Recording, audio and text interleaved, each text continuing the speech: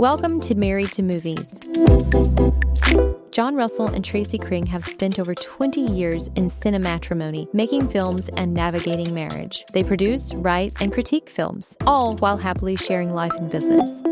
Morning, babe. Good morning, babe. How you doing? I have a love-hate relationship with some of the fabrics that I have to wear. You were going to a networking thing and then to a fashion show. Yes. And I got to use my lint brush. Because I have a very long jacket, and it was a mess. I do not like hair and lint on my clothes. I know.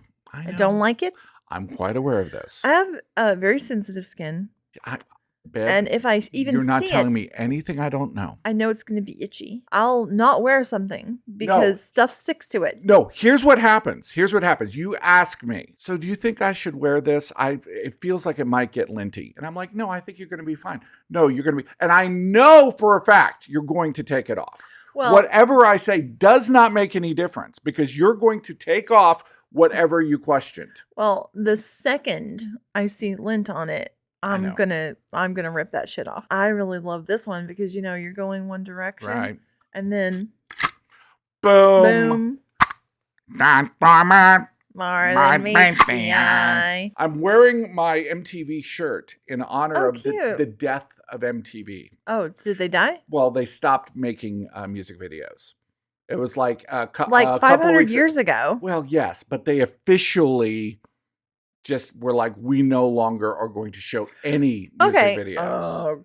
Okay. You haven't shown music videos in 50 years. Well, and now we're putting a moratorium on it? Yeah.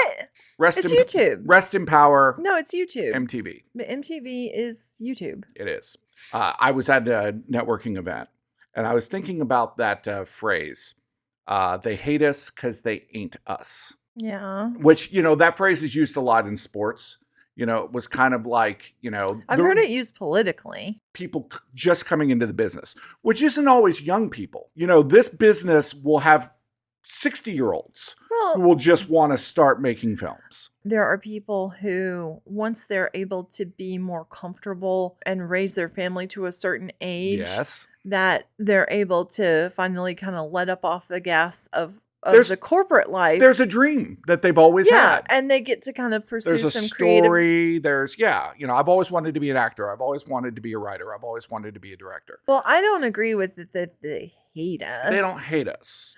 No, I think they're just maybe they jealous of some part us. of our life that it looks like is our life. And that's the thing, is like, how much of this is you really wanting to tell stories and really want to kind of scratch that itch? And how much of it is you think you want the accoutrements that come with being celebrity, famous, rich, whatever bullshit that you want to come up with. It looks fun and cool whenever you see people like walking red carpets and stuff. It does. And for instance, we were watching Stephen Colbert, and the woman from The Pit, the like blonde kind of like the nurse who's over top of everything. Yes. Literally before I watched her interview, I said, I don't know where the hell this woman's from. Like, she kind of came out of nowhere. Right. She was married to Dennis Hopper. She was married to Dennis Hopper and was in one of the movies that we absolutely love, known as Backtrack, which... Okay. also known as Catch Fire, if you want to look it up. Don't talk to me about, also known as Catch Fire. Don't talk to me about that shit. It's called Backtrack. Backtrack, it was before I graduated. I was like in sophomore year. Fun fact, first time I ever saw Hieronymus Bosch. Oh. In my life, I saw it in Backtrack. Does anybody remember this film? Because nobody ever talks about Backtrack. When we were hearing her tell the story of being married to Dennis Hopper, all these people who used to hang out with her, Lauren Bacall, all of the biggies. She talked about this party that had Lauren Bacall at it and Vincent Price. Okay, so interesting. She was also, when we looked her up on IMDb, she was a waitress in Backtrack. We're not calling it that other name. And Lauren Bacall and Vincent Price are both in that movie. So we put two and two together. She said that Vincent Price is the one who taught Dennis Hopper about art. Oh. And he Bosch started is to be in that film Dennis too. Hopper started to be an art collector. After he learned, because like he was actually over there like doing some pool work, and Vincent Price was like taking him inside and showing him all this art. Right. And that's how he got into it. And she was like, it's one of the great, passions of his life is art collection. I was like, holy shit. So Backtrack really was born of Dennis Hopper and all of the connections that he had. Right. At the time. Right. And it's one of the only films that Dennis Hopper directed. I think there were 3 films that he directed. He just called in some favors from his pals. Yeah, he had pals. They hung out at his house. He called in some favors. Okay. Yeah. True indie. Jodie Foster. Why do they want her dead? She saw a crime or something. Yeah, she saw an assassination. She saw something. Yeah. She knew something. They need her to die. The mobsters needed her to die. Yeah, exactly. She's an artist. It's a really, very 90s, really, really cool movie. I know on red carpets, and like she just won an Emmy. An Emmy for The Pit. For her role on The Pit. I know that looks glamorous, but case in point, okay? It's 35 years of work. She was married to some people who were known. Very known. Power players. All of her husbands have been power players. Okay, maybe not French Stewart, but Well, at Dennis the time. Hopper. You're married to Dennis Hopper. Absolutely. And you're still only getting one-off roles on television. Absolutely. Okay? That is to say how difficult it can be. It's a slog, baby. It's a marathon. We are gluttons for that punishment. Okay? I don't know if a person who wants to clock in... Hurt me, movie daddy. Hurt me. If a person who wants to clock in from 9 to 5 and go home and have a life. Yeah. Okay? And have what I would consider free time. Like from 9 to 5, my second day starts. Oh, yeah. Oh, absolutely. Okay? And I work from 6 to midnight. Okay. You literally will work and edit in every situation that you can. Yeah. I mean, there is no stopping. There is no stopping. Well, if somebody says that there is a deadline tomorrow, that deadline is tomorrow. I got a email from someone who I do occasional work for, and they were like, hey, I've got a client. They need something fast. Can you do the edit and animations? Right. And I was like, well, if you want it fast, I'll do the edit. You had a stomach pain, and I had a doctor's appointment to go. Well, I had stomach pain for days. Yes. And it was getting progressively worse every day. It was every day. I thought, hey, I'll go to my doctor. He'll prescribe me some Pepcid or some shit, right? Yeah, that's right. Like, whatever. And the doctor's like, you need to go to the hospital. He's like, go to the ER. And go to the ER. Come on. Like, really? Are you really doing that? Like, he thought that you might have diverticulitis. Did I get it right? Ricky Ticky Tabby itis. Diverticulitis. He thought it was probably diverticulitis. But he wasn't sure and needed to rule out other things. Which means you have like poop in your stomach, right? Isn't that what diverticulitis means? No, it's like an inflammation and like everything of because your colon. You've been eating poop. No, because I know. And I told you, stop eating poop, Tracy. I don't do that. Okay, you're not a fecal fiend. I did make a really terrible dish, though. That was total shit. It was total shit. It was total shit. Is it possible if you make something shitty enough, it turns into shit inside your stomach? It was so weird. Okay. Several years ago, you bought me, and I may have mentioned it on the show before, potato starch. Okay. Are we going to talk about this potato starch again? And I think you thought it was something I could make bread with, but it's not. Yes. It seemed useless. like it was going to be perfect for making bread. Such a great present. Let's get someone a box of mashed potatoes. Thanks. One of the worst presents you've ever gotten me. You open up your Christmas. All right. I finally found a very cute little recipe, like a Korean recipe. It's true. For potato noodles. They looked very cute. They were so cute. They were like these little buttons. They were so cute. They were adorable. I was so excited to make them. You were very excited. And I was like, finally, I have something to use this shit for. Exactly. So It wasn't going well. No, it wasn't. You kind of knew as you were going, oh, this is a train wreck. I was like, why is this so yellow and it's not white like the recipe's supposed to be? And I was like, please don't tell me somebody fucked with this recipe and it's bullshit. Yeah. Okay, so it was not good. We get through the whole process. I make the little noodles. They're not that cute. Right. You boil them and they made a slime in the water. The audience heard that you went to the hospital. No, we're getting to that. we're coming back.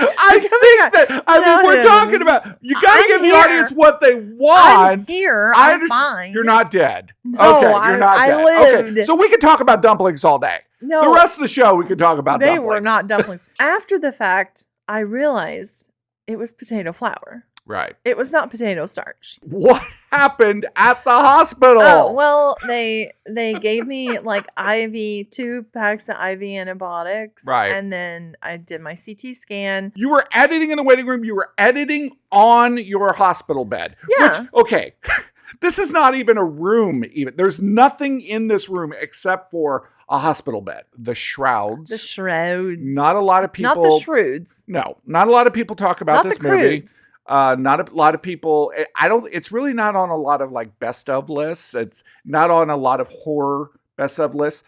I will tell you, this movie is like a Cronenberg like sampler, like having like different little pieces of Cronenberg all in one movie. It's like seeing all of Cronenberg's movies in one film. Right. It has sex. It has weird physical stuff like in Crash. It's dark. It's funny. It doesn't always make sense. It's very unsatisfying at the end, like a lot of Cronenberg movies. So there's the shroud. Right. That you wrap a dead body in. Yeah. And then it's kind of like gives you a 3D camera of them as they decompose. Like, who the fuck would ever want that? Well, but it is kind of funny. Well, he was, the movie was a lot about grief and sort of like, him wanting to let go. Right, connected.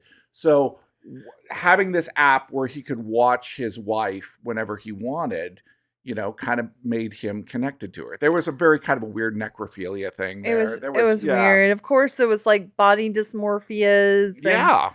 All the conspiracy theories. Yeah. And, like one of the things about David Cronenberg that I've talked to people about is that no matter what level of film that he makes it with an independent mindset. Yeah. Like they don't have a ton of locations, The Fly. Yeah, well, The Fly is like basically one location. Eastern Promises is kind of like that history of violence. So good. I mean, just so many just banger movies. He's one of the greatest directors, of all time, in my opinion. If you look at the variety of films, God bless David Lynch, an original mind. To me, Cronenberg does David Lynch better. What did you think of The Smashing Machine? When I saw like him full body head to toe, he was walking like out, into the arena. He's like one of the first MMA fighters. Is it MMA? Yeah. Yeah, it's MMA. Yeah, mixed martial arts, babe. Oh, it didn't seem like they were doing as much of that. It was more WWE kind of vibes. Well, it was the early days. So it was like you would have like a boxer versus a wrestler. And he was more of a wrestler, his character. Right. Him walking out, I just saw like his muscles and I was just like, I don't know. He just looks like barbecue. He looks really yummy. You said he looked delicious. You said in a cannibal situation. I would want to eat The Rock. You would just want to chomp down on that guy's thigh. It got me thinking about like. And I started to worry about you. How we, like you fatten a hog before you slaughter it. I wonder if, like, in some apocalypse scenario, if we would fatten people. You would fatten up The Rock? If we're exploring this scenario of eating The Rock in a apocalypse situation, yes, I The just Rock think- is a feast. I just think he would be a high dollar hog. He did look yummy. They had like altered his face. He didn't look like The Rock. He was less attractive. Yeah.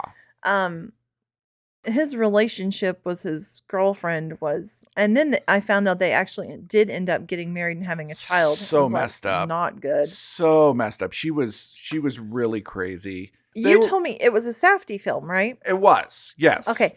And the Safdies have this market cornered. They keep you on the edge of your seat, even if something is not innately anxiety inducing.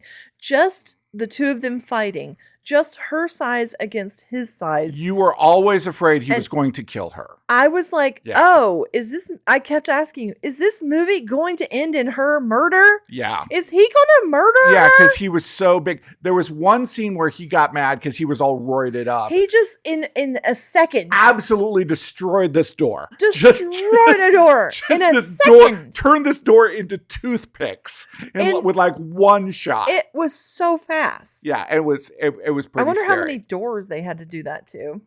I don't know. I mean, it was probably made of like, paper mache or something. Well, it's one of those, like, it's not a great door. It's an interior door. Yeah, exactly. Yeah, like one of the really shitty apartment doors. Yeah. No. It was just like, this is my life. This is like how I live my life. And I roid up. Actually, he wasn't doing roids. He was like full on opiates. He was. He was had a serious opiate problem. And the way that he would like try to charm the doctors and, to like, get more stuff. Hey guys, I really need this. I can't just go home with ibuprofen. Yeah.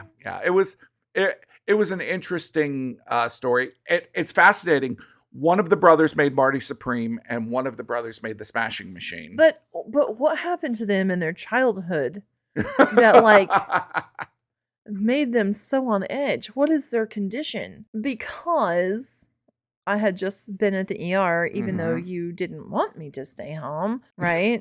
No, I didn't. I did stay home. We are a great team when it comes to networking. And I don't think so. I think we're a great team. I think we're amazing together when we network. You balance me out, man. Yeah, because I'm sitting there like this. That's not true. People love you, Tracy. They love you. Okay, that one networking event in the city, in that bar, in the top floor of the bar. I know. And I literally, it was one of the most miserable things I've ever experienced in my life. There were many people. The sound and the crowd. I was like, I didn't think I had a problem with this, but I got a problem with this. You just have to. I can't go Zen. Don't tell me to do Zen shit. I can't. I literally sat there completely overstimulated. You did great. And someone sat down next to me and I'm like, are you as overstimulated and miserable as I am? Like, I think you should be like the hunter-gatherer. You should go hunt them, gather them to me. I will keep the fire warm at home. Oh, well, okay. You got to leave the cave sometime, babe. It's like -5. You the fire have is not home. Beautiful animal skins that you can slide on, and it's lovely when you are at one of these things. Well, I was at a fashion show yesterday. Yeah. The talent agency that I work with had about 50 of their models, and it was in a church. And it was on Park Avenue, and it looked really beautiful. It was like, man, that was like a Michael Kors type thing. It was like really impressive. We'll do some follow up, and we'll see what happens. But it was very, very cool. I do wish I could have gone to the fashion show part. I wish you would have been there too. You and I would have had such a great time at that fashion show. Yeah, and I had a cute outfit. You did. You had an extremely cute outfit. And we're going to wear that to the CIA this week. Yeah, we'll wear it then. To the Culinary Institute of America. My birthday week starts. Woo! February 3rd. I got some bell bottoms, which I really wish bell bottoms would come back. Oh, are they coming back? They're kind of coming back. Yes, absolutely. Or they were back and now they're out again. I'm not sure. Okay, so there's this Ryan Murphy does like the rip from the headline things, right? Like the brothers. I'm thinking, okay, Ryan Murphy American to Horror me. Story. Yeah, Ryan Murphy is like, you got Taylor Sheridan on one side and Ryan Murphy on the other. and they both are incredibly prolific. Yeah. I mean, Ryan Murphy has probably done he did 24 shows. Did he do like House of Versace? He did, yeah. Well, did he do Halston? He did Halston. He does all of the American Monsters. Peoples. Yeah, which we've talked about. Ed Gein. Yeah, oh, God, Ed Gein. I know you loved Ed Gein. Ooh, yes, I need to watch that again. No, we really don't. We don't need to watch that again. There's no purpose. There's no purpose in watching that again. Oh my God, it's so Nothing good. is going to change from when we watched it the first time. He did the Menendez brothers. He did the Menendez brothers. He did, and he also does the crime ones. Yeah, the American Crime. He does. I mean, Ryan Murphy is, incredible. Not to mention American Horror Story. But this new one is called The Beauty, and it's kind of like if The Substance was a series, right? The idea that there is a little bit of a Cronenberg vibe, little Cronenberg, yeah, because it's a sexually transmitted disease. Yes, but this one doesn't rot your nose off. No, this makes you very beautiful. This makes you the most amazing version of yourself you could ever imagine. People, their outside may change, but their inside's still the same. True. It doesn't change the fact that you are a terrible person, no matter what you look like. Even if you do consider yourself unattractive or ugly for some reason or another. Right.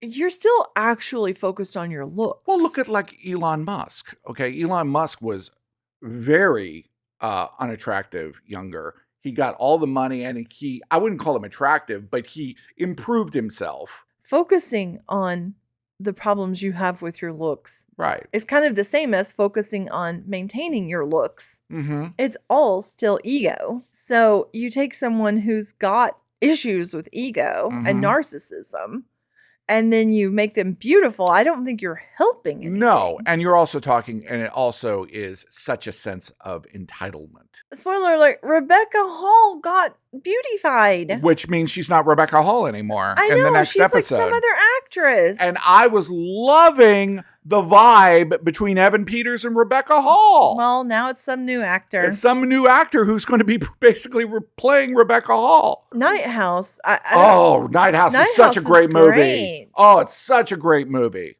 But Evan Peters, I just love him. He can kind of do everything. But you don't see him often in film. You see him in streaming shows. Right, exactly. And he's usually so sort of kind of a ridiculous, over-the-top character in what he does. This had an Evan Peters that was just cool. You said you really wanted to do some specific things for your birthday. You want to go thrifting, which is like every year we do that. Yes. We're going to go to the CIA. Yes. Send help was a possibility. Yeah. I wonder about Wuthering Heights. I know you are, curious about that. No, I'm not curious about it. No, I'm not. Because I saw Jacob Elordi as Heathcliff and said, goodbye. Not interested. Goodbye. You're not doing anything you're supposed to be doing. Right. I know this because I can see Jacob Elordi there, and he's white. He's white. No, we're not doing this. And Heathcliff is supposed to be a person of color. We're not doing it. No, he is. Go to hell. Yeah. You might as well have Laurence Olivier. No, we're not doing it. I understand. Do you understand that the fucking story makes no sense if he's white? It makes no fucking sense. Yeah, there you go. None.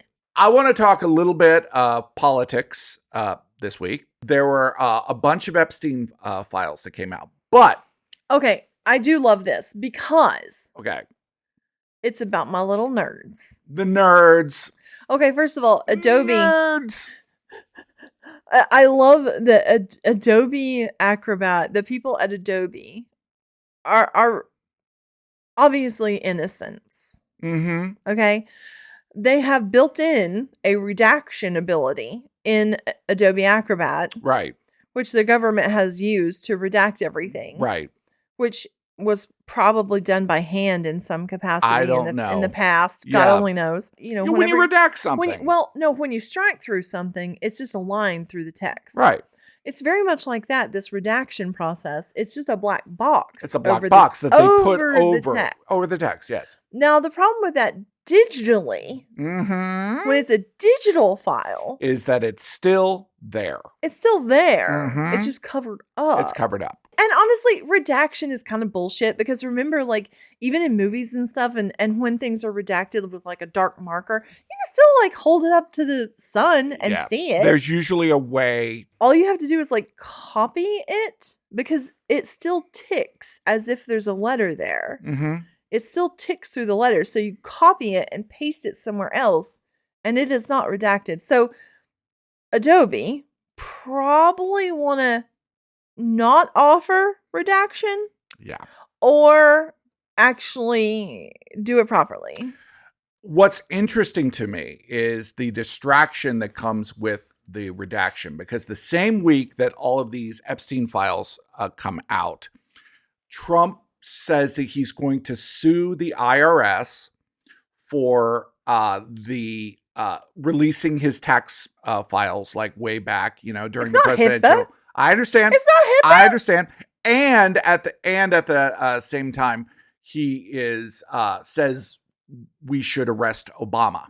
So he brings up two other controversies, two other times that he feels like he was attacked, so that his base will say, "Oh, it's just another. Oh, the Epstein files is just another attack." It's sort of like you chum the water for sharks, and then you throw a baby in when nobody's looking. Yeah. Oh, it's like, oh, okay. Look, the sharks are just, they're just like, throw the baby in. Yeah. In this case, you throw several 14-year-olds in. Yeah, it's just and the whole Epstein thing is just beyond a nightmare. You don't read it. You don't want to know about it. It's every horrible thing you ever felt or thought about billionaires and sex clubs and Illuminati. When there's a story from a witness, okay, we believe women. I just wish we could do something about it. I wish we could start over. I wish we could reboot the entire federal government. I think that, all of us would be so much happier. I don't care who starts it up again, but we need to get rid of this one. Well, you're a domestic terrorist now. Oh, I'm sorry. Am I a domestic terrorist? I don't feel very domestic. You're not very domesticated. Exactly. It's hard not to get romantic about movies. Follow, like, and be part of the conversation. Tune in next week for more Married to Movies with Jon and Tracy.